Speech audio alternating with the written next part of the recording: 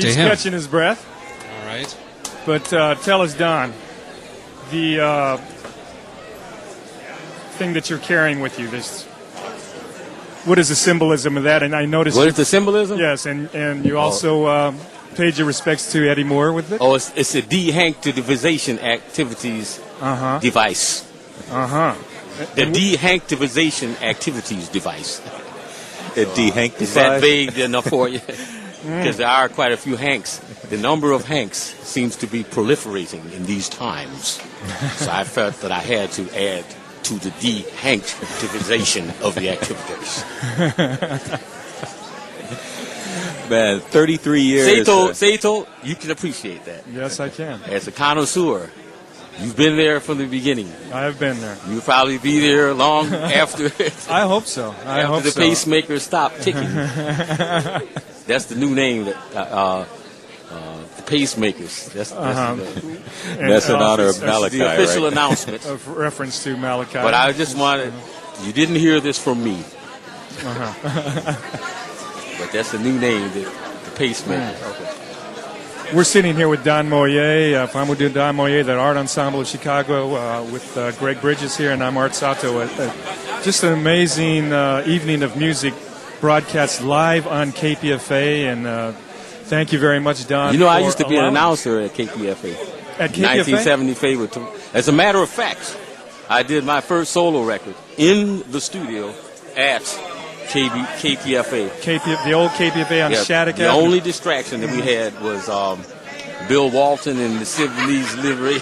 They were coming in every day to do their political announcements, so we had to stop all the programming because they showed up for all the... Do you remember that period? Well, now, there was a period when the Art Ensemble of Chicago were living out here in Berkeley. No, this was 1975. 1975. We played at Zellerbach Auditorium.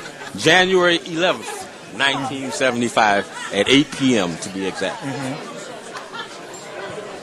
Was that right? I know you got all the dates. I just threw that. That's it. Well, let me throw this date at I'm you. the archivist. Okay. No, wait a minute. No. So I was working at KP. Remember, it was Taribu Betsarai.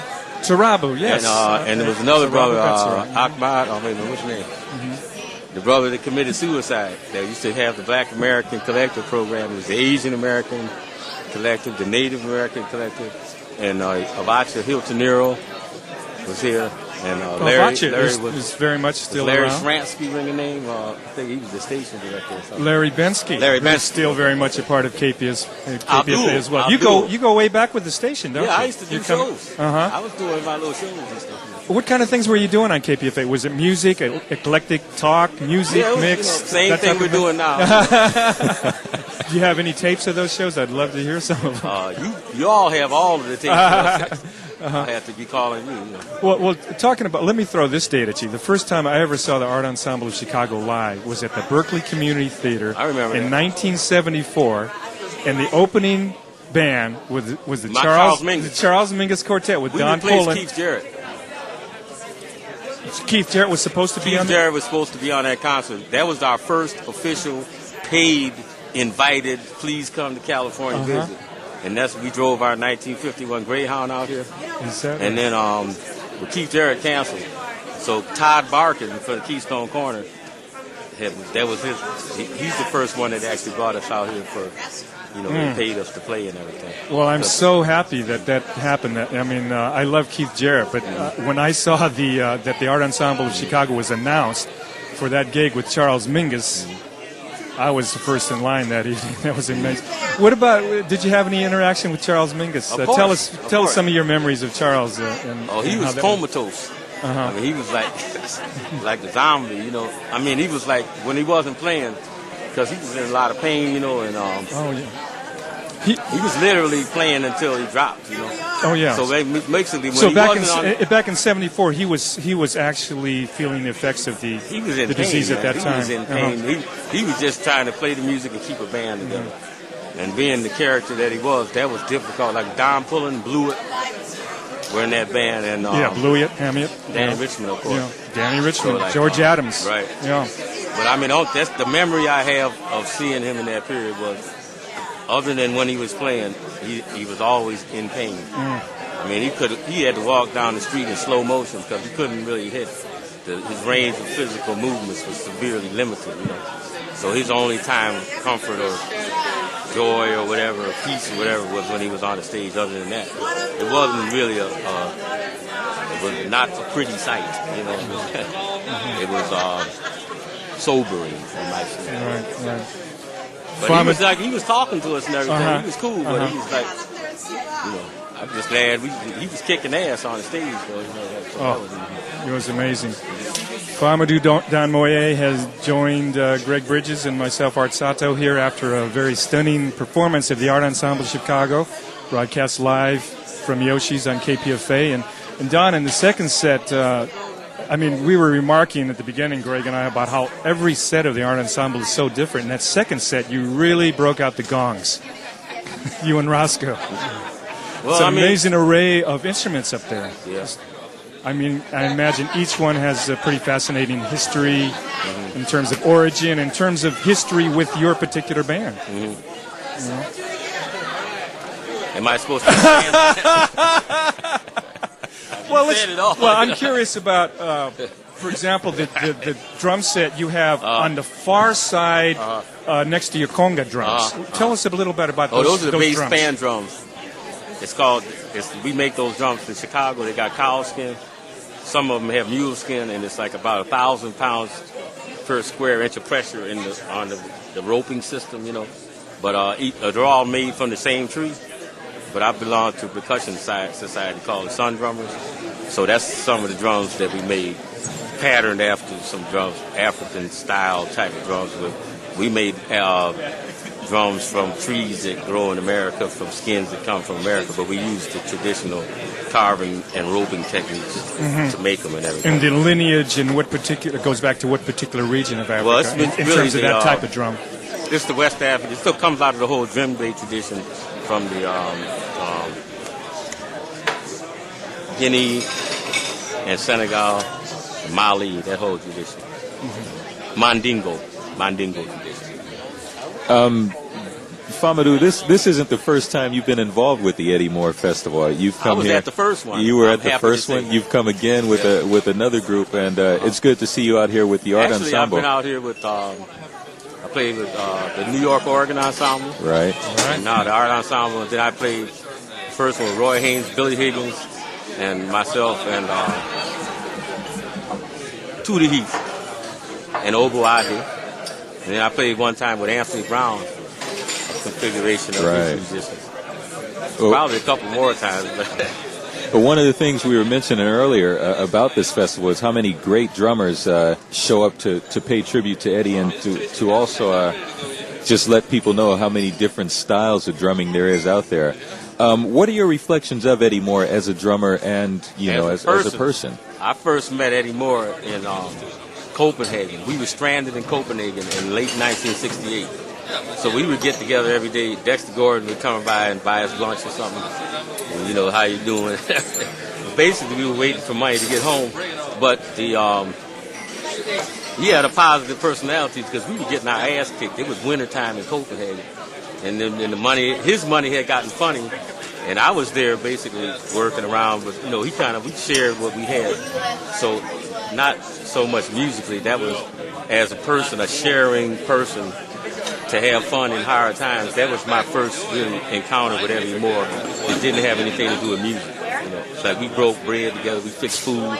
We were out there getting our ass whipped in Copenhagen every day, trying to make it back home. So that's a lasting impression. Yeah. But he was always a type of cat that his house was open to all kinds of people. He would cook for you. That's the way the Eddie Moore that I know is more from this. I never seen him play that much, but I saw him. We spent quality time about life. More from the personal side. Right, it wasn't about talking shop or anything. 95% life and 5% talking about music. Then he would throw some shit down, and that would be enough. So see me next year after you figure that out. Right. Well, I guess we'll see you at many more Eddie Moore festivals to come, man. I hope to be here. What's up next for the Art Ensemble? You guys have managed to keep things going for 33 years now, which is a milestone anywhere in life.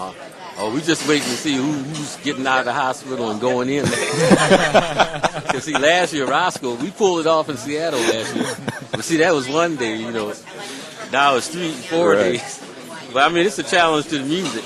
So people have to make an adjustment to what's there and not what they see. Like when Jarman wasn't around, it was like, we don't miss Jarman's music. We miss Jarman's personality. Right. And then in the case, like with the music, you deal with the music. In life, you deal with personalities of people. That's where you draw the line. So we're saying whose personality is going to be out of the mix next, whose business function, whose life function are we going to have to make an adjustment without next. Right. So as far as the music will go on. The music is all so about like we adjustment. say, like Roscoe had his turn favorite, so me and Lester are flipping the coin on that. So I mean, maybe because it might be a duo the next time. It might be favorite. Okay.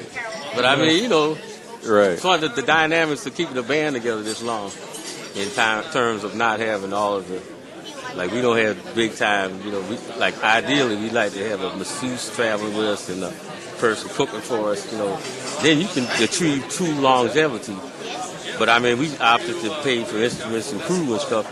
But we're going to have to find an economic structure now to actually, we're going to have to start, not medical attention, we have to have preventative care people with us so that we can keep going. That's really what the next phase is besides the music. Mm-hmm. So we'll get somebody that's a dietitian that knows about the different things.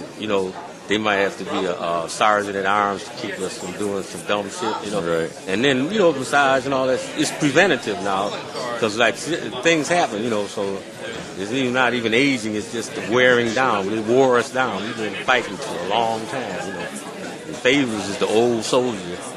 If he found out that we actually told people what really happened, he didn't want anybody to know, So that's why he really. But I said, well, what are we supposed to do? Well, everybody would have been wondering. We had to tell where's us Malachi? Well, we just said, he took a gig with Janet Jackson. Right. So we'll see you next time. Janet Jackson gave him a deal he couldn't refuse. Famoudou Moye has joined us at the mic live here at Yoshi's after a performance of the Art Ensemble of Chicago. And Don, you're one of the few people who have remained in Chicago. Is that correct? I know that the people spread out. Lester's probably in New York. I guess is Roscoe still in Madison? Yes. And you have kind of remained home base. Malachi is. What I would say is, I'm in Chicago. I'm not in Chicago because I want to be there. I'm in Chicago because I put 25 years into that damn office. So, I'm not giving it up. The Favors is there because he wants to be there. I'm there by choice, but I was not. The investment of time and energy that we put into it, that's the commitment I had to make. But that's where I draw the line because I work everywhere around the world and everything. I got quality time off the road. But the reason why I'm in Chicago is for my family and because of my commitment to maintaining the office. Mm-hmm. And then I got strong musical roots there, but I don't work that much in Chicago. So I was going to make that. That's your home base. Chicago's cool, but I mean, I'm there because if I have to leave there, I would be leaving my time that I put in, and I don't have enough time to bring somebody else along. So basically, I'm trapped, because I did it so long, I just you put the time into it, then you have to, then it's worth it, though. Right. It's worth it. But so it's a good deal. It works out. Favors is truly committed to playing and living in Chicago as a native Chicagoan. I mean, he's the foundation of what. If I was in Chicago, Favors being in Chicago means Art Ensemble has a legitimate claim to being from Chicago by virtue of the fact that Favors remains there. Because it was up to me. See, I don't have that kind of clout around the scene. Mm-hmm. So that's the essence of that, You take care of a lot of the organizational things, too. I know you've been referred to as the organizer of the group, So you've been able to put those skills to... but that's difficult for a creative artist as well, isn't it? To put, in terms of time, to devote time to that, to devote time to your art. How do you manage all that? You just have to, prioritize, because as you get older, you figure out how to time. We waste a lot of time. See, when we were young, we had time to do other things. Oh, you get cluttered up with a lot of stuff. But in retrospect, I look at it's just prioritizing stuff. But I don't like the cliche of why that whole thing you said. To me, that's the cliche. You know, we just trying to get paid. You know, equal paid for equal work to have our families and stuff. So you know that if ain't nobody gonna do anything, give us anything. So the logical thing is, you know, just work and take care of your business. The business is there. We created a situation that we've been able to work with. So to me, if like a person wasn't really willing to do that, well, why are you here? You know, like you're an artist. What does that mean? That was art. What is that? We created the thing. We were fortunate enough to be able to do something, and people want to see it, and we're blessed. So the little work you have to do, the lot of work we have to do, that's the way the shit goes. You know? So that whole thing about artists not doing business, I don't even deal with that. No, I mean, I didn't mean to imply, Don. Okay. Don't get defensive now. Okay. Yes, I've seen. Actually, I've run into many creative people, artists who can take care of the business side as well. And you're one of them. You're definitely one of them. All the people I deal with got their homes, they got their kids in college and stuff, and they go home and they close the door and they mind their damn business. And then they get up the next morning and they do their little stuff. Then they go on their gigs and they come back and they mind their damn business. And that's what my neighbors do. They go to work and then they come home and they mind their business. Right. So that's the way, you know, with the rest of the shit, I don't know what about the rest of that stuff, you know. Well, it's an honor to be able to watch you go to work, man. Yeah. Yep. I'd like to be able to have more, but we never had really failure. We got our 5-year programs, 10-year programs. I just have to have a quicker turnover time of our various schemes, you know, because like time, you know, it just gets harder to get the energy up to keep pushing. You know, we've been fighting a long time. The main thing, we're kind of tired of fighting, you know. Mm-hmm. So it's time to leave back, play with your grandkids, you know, go out and cut the grass, you know. Go behind the garage, go pee behind the garage or something. You know, cats don't have the time to do that, you know. Like, you know, the simple things of life. You know? Cats got him some wine, homemade wine. That 6 weeks he has to change the bottles and then you're out on the road. You know, like trying to like think about those kind of things. You know. Well, after 33 years, you put in your years, so you've earned that time. Yeah, you've earned that time. I'll be here to the last note, I hope. Okay. One other question, Don. I know you were probably have to split. You put in a lot of work tonight. But I interviewed Eddie Moore quite some time ago, and he was back in 1985, and he told me that story of being stranded in Europe, in Copenhagen. And I guess that's the time when you ran into Eddie. Yes. You know. Now, was this around the time when you ran into Roscoe? No, I met how did that happen? I met the art ensemble when I was in Detroit. I was going to school in Detroit. This was like 1964 or 65. And they used to come to Chicago. They used to come to Detroit. There was a place called the Artist Workshop.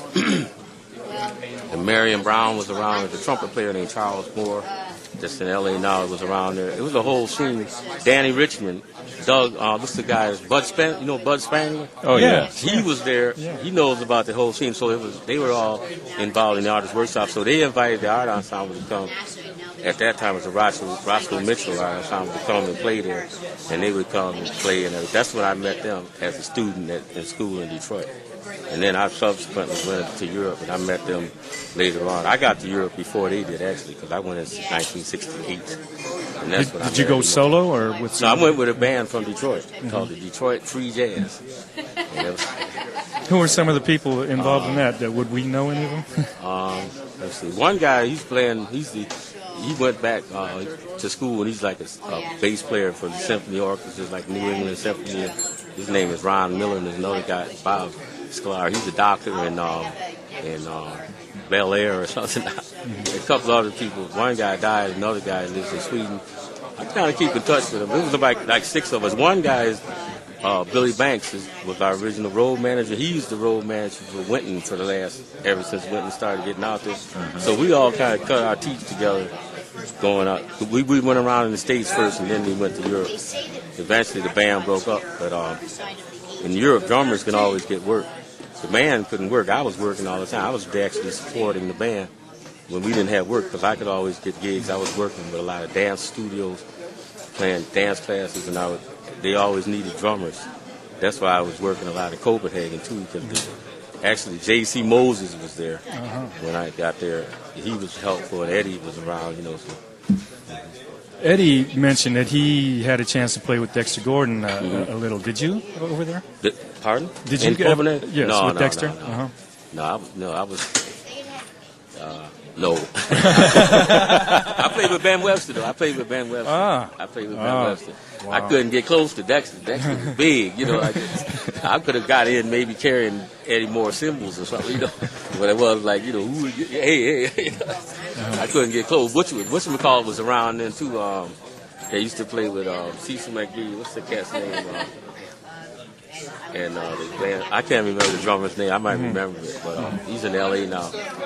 So there was like a lineup of cats before they got to me, you know. So I had to wait your turn. Eddie threw me a few scraps, you know. Like. Okay. Famoudou Don Moye, before you split, you want to plug a few of your things? I know you have some CDs out. I've been playing them to death. This might take about 15 minutes. Jam for Your Life is a beautiful recording, and the other one is African song. Actually, I got a new one coming out. Okay. I got a new one coming out that features Oscar Brown Jr. III. Oh, yes. Oscar Brown's son, he died a couple of years ago in a car accident. So we got a record dedicated to him. So I'm trying to sell that around now. But what it is, it's like my first record that I really did with like electric bass, keyboards, and guitar and stuff. Because it was like see, when we want to learn certain kind of music, our ensemble, everything, we just hire the people that do that. So we like want to get some deal with some reggae or something. We just hire some reggae cats to go play with them and do that.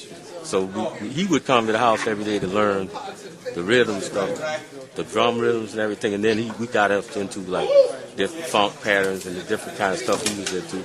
Because he was working a lot with all the blues cats around. So anyway, the album is a special project dedicated to the type of stuff that we were working on at the time when he passed, you know. So anyway, that's the next project I got coming up.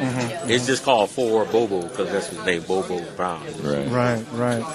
And I should mention that these CDs are available right here at Yoshi's. I know that's one thing. Whenever Don comes to town, his CDs are available at his gigs. He makes sure that he's distributing those things. And those are come out on, is that the Art Ensemble's label? Yes. Like I said, that first record on that label, I recorded that in the studio at KPFA in 1975. That was my solo record. Then Jarman's got a record, Favor's got a record. Excuse me, Art Ensemble has got a record with Hall Richard Abrams live in Montreux in 1974. And then I got the other two things that came out since then. So, we scuffling on along. It's just like between trying to do all touring and doing all the other stuff, it's not enough time. So I'm trying to influence the other people. We got Kevin working with us. We had a couple of people over the years, younger people to come along. It's not quantity of people, it's quality of people. So over the years, we have 2 or 3 people to come and go kind of maintain the stuff. So now we're able to, we got somebody that seems like they're going to be functional for a while, so they'll be able to get some more stuff done, you know. That's how it works. We don't have enough time to really do all of it ourselves. Right. We never did, you know. That's why we got roadies and people working with Ken and Jazz and Fight, because we would like to do everything the stuff we do, but it can't do everything. But we're going to try to do all of it with our people, you know. So we're going to try to do every element of the stuff till last breath, you know.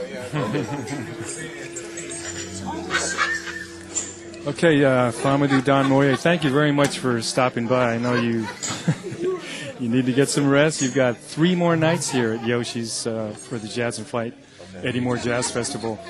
Friday, Saturday, and Sunday with shows at 8 and 10 p.m. And I believe some tickets are still available, but they're going fast, so you better get ready. So thank you for coming by, Don.